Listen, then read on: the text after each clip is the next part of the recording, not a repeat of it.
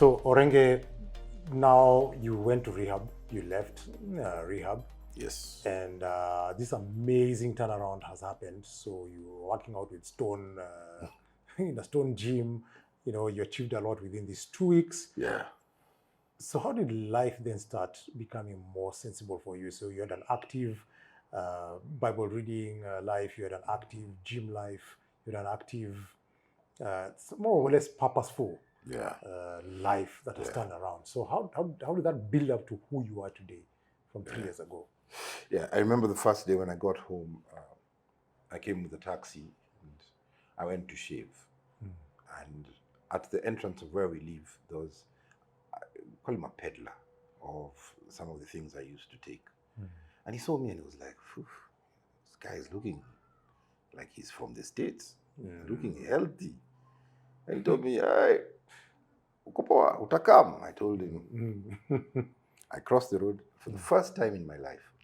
Not in my life. For the first time in over 10 years, I had a haircut drinking soda. A hair? Cut drinking soda. Okay. It always used to be hard liquor or a beer. What does that mean? Yeah, that was an achievement. Haircut. Having a haircut. All the time I used to have haircuts, there was a quarter I had or a beer. Oh, so now you had a haircut. I was having a haircut with a Fanta. Okay. I remember that. It was significant for me. You know, it was significant. That was new. Sober. Sobriety. Yeah. Every person shaving me was like, "Yay!" And I remember walking back home, and it was very weird because now this is the exam. It was very weird, but I was not alone. God was with me. The following morning, I woke up, and the first thing was an argument with my wife. Trigger argument. So I was angry and I walked outside. Now remember, there are all these issues of life that are still waiting for you to deal with. Jobless, money issues, the rent has not been paid. There's this, the children are going to school, there's this. So it's fertile ground for relapse. So there's this thing that you're triggered, Yes. you're angry, Your brain already goes, yeah, let's have a drink. yeah. Let's have a drink. Because you're used to numbing. So I called my counselor and I told him, Mama ananisumbua, she's bothering me. How can I? Then he told me, that's another God's timing. He was at the gym in Rongai. He told me, come to the gym, take a bike campaign. I came. And we lifted weights. And as I was lifting weights, they were like, hey, you're a strong guy. You know, got a bit of affirmation. Yeah. You know, I felt good. Yes. You know, I put things into perspective. I was like, this is what she meant. This is where the argument was. It's all good. Okay. Then I was like, I called my friend in Dubai and I told him, bro, and this is a friend who we used to engage in. We got stuck together in substance. He was fortunately to be moved out of the environment. He's doing much better now. Okay. And I told him, it was much easier for you to buy for me a bottle of alcohol than pay for me a monthly gym membership. Shift the comparison. And he said, okay, I'll pay for you that. Because I immediately was like, yes, I need to plug into the gym. So you paid for the gym? He paid for the gym, yeah. Now, most the times you find people, when you leave rehab, there's a lot that might be in a mess, especially if you've lost your job. So you said your life was constructed. Yes. So you're trying to put things together Back together. And it's not going to happen in one day. So I knew keeping fit is one thing that will keep me focused. Right. It'll eliminate the idleness. Because from idleness stems negative behaviors. But I was very conscious of things. And that's what I keep on telling anybody who has left rehab. Be conscious of your sobriety. I was able to sleep better. I was able to eat better. I was able to sit down on my couch, hold my baby, and watch a movie. Before that, it was always a race. How am I getting my next hit? How am I going to buy this at lunchtime? Because I'm already on a low with a drone in the morning. Yeah, and that's a purpose in itself. Yeah, you're purposing all the time just to get your next high. Yes. So here you have So here you have a new profound purpose. Yes. That is actually impacting positively to those who are around you. Yeah. And you need to look, you need to be conscious. That's why I say it's God given. where you notice the small things that are everything. Imagine. Yeah. And yeah. so I remember sitting down and trying to communicate with my boss, trying to ask, can I get back to work? He's like, be patient. And I tried sending proposals. And so this boss who had actually sent you to him? Yes, to me, be patient. So I realized I need to get off my comfort and start applying even for jobs. So I went to see a friend far away who helped me make my CV. Then I was like, let me get back into voiceover heavily. And I started working with this producer guy I was introduced to. And I set up a company, and I was trying to talk to this now my boss's boss, who was my good friend, who really liked me, the CEO. And I was like, give me work. He gave me a bit of work here and there for voice. That helped here and there, but it was not sustainable for him because it's more of helping me than the business. So I asked him, what can I do? Honestly, you know, I'm on a journey of recovery. And at times I feel your greatest asset is your whatever took you down. If you can hold and own your addiction, and you tell somebody, I need some work, I'm fighting alcoholism, I really need to keep my hands busy. Yes. So here you are, there's a new thing that you discovered about yourself. Yeah, there's this thing you've been having, and now you're making use of it. Yeah. Your voice. Voiceover.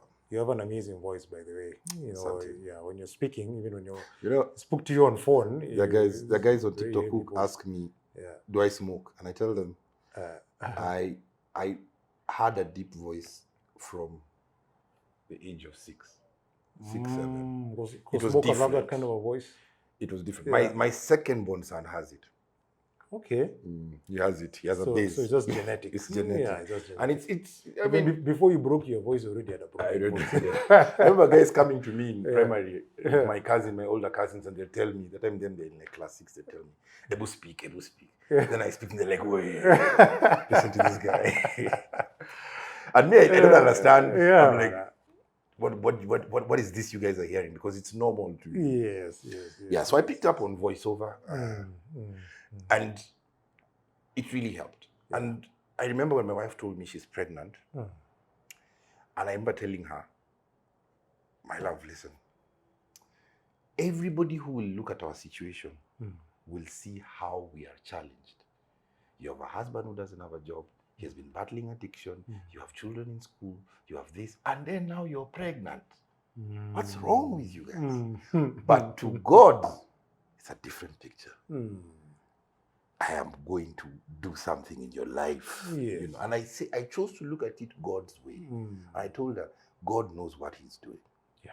God knows what he's doing. It might look like this from the physical dimension, but from the spiritual, something else is happening, and we just gotta trust it. So I didn't get back my job immediately. I don't know if I said that too soon. I should have said I didn't get back my job. Yeah, it's okay. I mean, I didn't get back my job. I pursued, but I applied humility because the CEO told me, start working as an agent. Like entry level. Agent. Not like entry level. Yeah, salesperson. And I said, you know what? There's an office here at T-Mall, next to T-Mall, that doesn't have anybody. It has got comfortable chairs.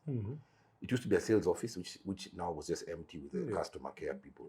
And I said, I'm going to go there every day and work like I'm employed. Because I had already built the habit in rehab of waking up and doing something. Yes. So this momentum you already had. By faith. Yeah. And I said, maybe if I get 3 clients, I'll pay rent. And slowly I started picking up on things I said I was going to do before I lost my job. And I did one webinar and it went well. Before I knew it, I was added to a WhatsApp group because my immediate boss was happy. And I kept on doing things by faith. And one of the milestones for me in voiceover is the day I released some clip on social media introducing myself. And everybody was wowed by it. Little did I know that a month or 2 down the line on a Sunday when I was sleeping and worried about my rent arrears that had really accumulated to over 100,000, a lady would contact me, give me a job that would pay me exactly what I owed in rent arrears. Amazing. That's why I was like, man, I know you're with me. God works. God works. I was like, and then the following day, the landlady calls and she's like, Dan, I know you told me your story and it's very encouraging, but now you're at the I told her, I'm paying you. Relax. Relax, don't worry. Relax. And I think that's got a you. very important thing. When you know God has your back, even though you're uncertain of tomorrow, you have a confidence that speaks to your problems. Whether it's a landlord, whether it's a school, whether it's this, you know God has your back. I tell them, I am on it. And he's the one who called you out from the wilderness. Yes. Yeah. And gave you a purpose in a new lease of life. So it's been a journey. It's been a journey of faith, consistency, consciously trying to finish off and work on things that I found myself entangled in. Remember, I mentioned there was also pornography, because these things come as a package. That's another cousin to drugs and alcohol. Yes. This one even stemmed from before. Addiction. Yes. So working on it, and I joined a program called Powerhouse, where we met other men who were dealing with pornography and masturbation. And it's a space to be vulnerable, you know, just to be open and say what you're going through and what's the way out. And the way out is just basically watch what you see, watch what you read. Focus on your eyes are the window. Yes, and and what you hear. Focus. Just change that, and slowly you bring in the good, the out goes, and it's a process. So that was my year one. It was challenging. There was a time my friend texted me when he saw me from rehab, and he asked me, there was curfew, and he told me, can I bring a bottle of DLBs? Can you send me some cash?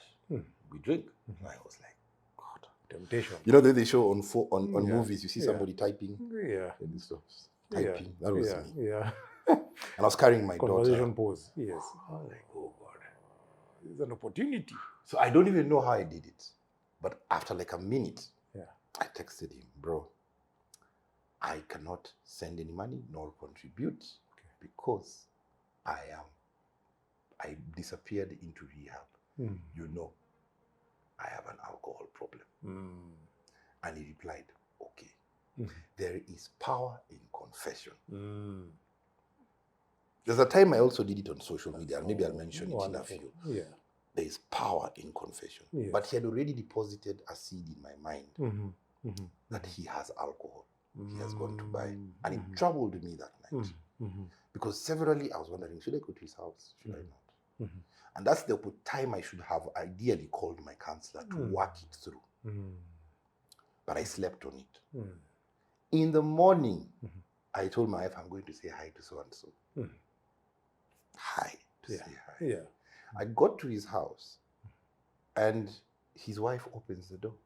And I'm like, hi, is he in? She's like, no, he has actually gone. He had gone to the gym, but he's coming back. I'm like, oh, fantastic. She's come in, sit down. And by the way, congratulations on your journey. Here is a 2 liter of Coke. Sit down and drink Coke. Cool. The husband, she called the husband, Danny's around. Like, oh, should I come with something? No, don't even dare. If I had not given that confession, I would have relapsed. You'd have relapsed. And that there lies a power that you just said. And I just want to echo what you're saying in terms of just being able to recognize that that's not your identity. So now you're embracing a new identity, or renouncing what people have been able to paint you as. They've been able to brand you as this guy. If I want to fix right now, who's the alcoholic buddy? Who's the drug buddy? Orenge. Orenge. So I think even that in itself, that detachment in itself, was not easy for you. It wasn't. And I believe for many other addictions, you always find triggers that will make you go into a relapse. So that speaking, the tongue, the power of the tongue, has death and life in it. So it's just speaking life and saying, no, this is not who I am. I have other things to do. I have a daughter who I need to take care of. I have a job who I need to go work to. Work at, and then also this wife. is the direction. This is the direction I'm heading. So a profound new lease of life is what I'm hearing you have today, Daniel, Mr. Daniel Orenge. Your story has been amazing, and I just want you to just give one or two pointers to those who are listening and watching. By the way, you're going to do a voiceover for Umeshare. Umeshare. So that from episode 1, going forward. Ikuwe That's the inacheza. voiceover you're going to put in the Thank signature you. tune. Thank you for And that. Umeshare will pay you for it. Yeah. You need to be rewarded for it, but it's not a by the way. Si kubahatisha. Umeshare podcast with It's not ministry. It's not ministry. You have 5 children who need to be fed. We are going to pay for it. So we need to make use of that amazing voice. Thank you. One or two things just to be able to tell someone who's watching and listening this to this podcast. They are going through a season where they're probably a recovering alcoholic, or they're a relative of someone who is in rehab right now. Speak to these people. The Bible says you are fearfully and wonderfully made. You're made in God's image. You probably have been fed so many lies about who you are. The most important thing you can do for yourself is by faith, trust what God has said. You are a child of the Creator and you have a right to be here. You deserve good things as well. I am sorry you have gone through what you have gone through. But God is able to turn around whatever it is you've gone through for your own good and for His glory. Amen. So look up to God. Trust His word. Confess His word. Study His word every day. Read it. Plug it into things that are godly. Then add other habits that build you, called the wellness pillars. Start reading books. If you get an opportunity, no matter how low it is, do it to your best, because you are coming from a different place and your work will be recognized because you'll be passionate. Do it to your best. Exercise. Build the body. Take care of it. You have the chance now to do things the opposite way, the right way. No matter what age, no matter how long you have messed up, as long as you're breathing, you can still turn things around. And to the family members, none of you are holy. So let's stop stigmatizing people with an evident problem. Yours may be subtle and unseen, but God sees them. So let's all focus on working on ourselves. Give grace to people who are also working on themselves. Just make sure you can put yourself as a point of support in somebody's life and not a hindrance. Be very cautious of that. People who are battling addictions, especially substance use disorder, appreciate support that is honest and genuine. Do your best to give that. God will reward you for that, because the battle they're in, you cannot ever fathom. And when you support and get them out of it, you will realize it was not in vain. And if your loved one has been struggling and you have tried and tried and tried, don't stop trying. It's just like a man who is trying to crack a rock with a hammer. He will hit at it, and one day it will give in. Keep on. Keeping on. What an amazing way to finish. I can't even add anything more. Brother Orenge, you have been amazing. Your story has been really powerful. I believe that message will touch masses of people. Amen. Orenge, father of 5. It's been an honor having you. Until next time. Yara ingia vizuri. Paka microphone imepasuka. Oh man, thank you so much for just being able to come for Umeshare episode 1 of video. Yeah. And I'd like you to just do a send off, just Umeshare, Men Speak Life. That's the tagline. So you could just say you've been listening to Umeshare, you've been watching and listening to Umeshare, Men Speak Life. You've been watching and listening to Umeshare, where men speak live. Hey, what's up? I'm going to call you to the studio and you'll record that again. You're on your tagline here, sawa. Kabisa. Thank you guys. Have a good time. See you next time. to an amazing episode of Umeshare. Umeshare.